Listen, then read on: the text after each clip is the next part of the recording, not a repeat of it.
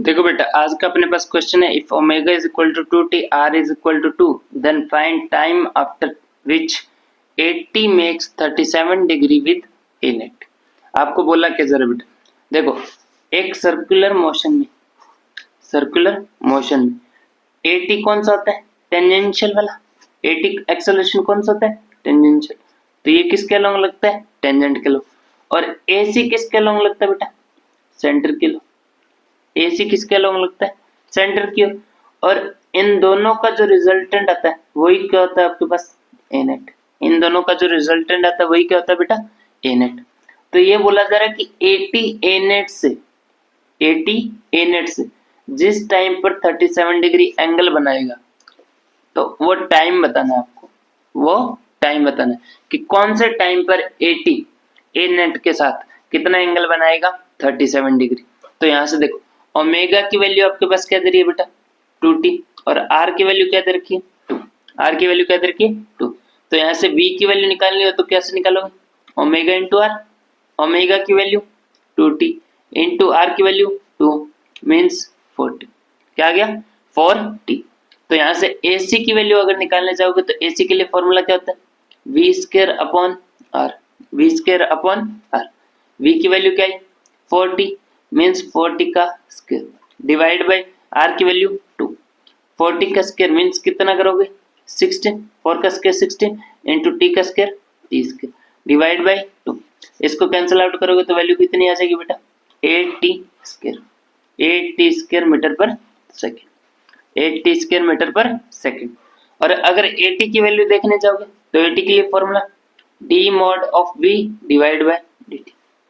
तो यहां से इसकी वैल्यू रखोगे तो mod v की वैल्यू क्या हो जाएगी, क्या दे रखी है आपको, 40 डिवाइड बाय dt।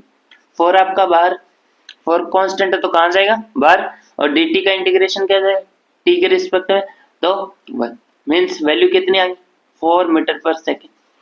4 मीटर पर सेकेंड स्क्वायर। 4 मीटर पर सेकेंड स्क्वायर। ठीक है बेटा, अब यहीं से आपको ए नेट चाहिए। ए नेट के साथ कितना एंगल बना रहा है, 37 डिग्री। ए नेट के साथ कितना एंगल बना रहा है, 37 डिग्री।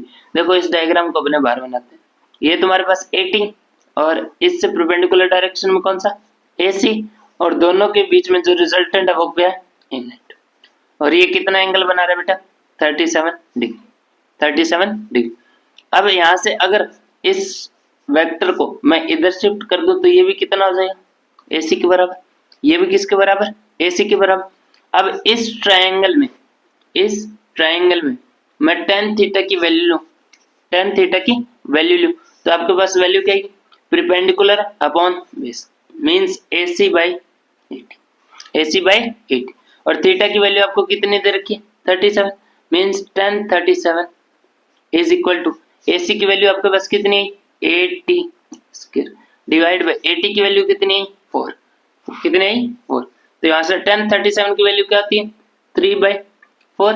तो यहाँ से 80 स्क्वायर अपॉन 4। 80 square upon 4। 4 से 4 कैंसिल। t स्क्वायर की वैल्यू क्या आ रही है, t स्क्वायर की वैल्यू क्या है बेटा, 3/8।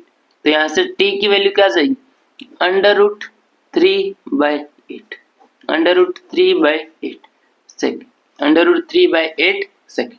ठीक है बेटा, ये था वो टाइम जब 80 ए नेट के साथ कितना एंगल बनाता है, 37 डिग्री। ठीक है बेटा, ये था अपना आज का क्वेश्चन। Thank you.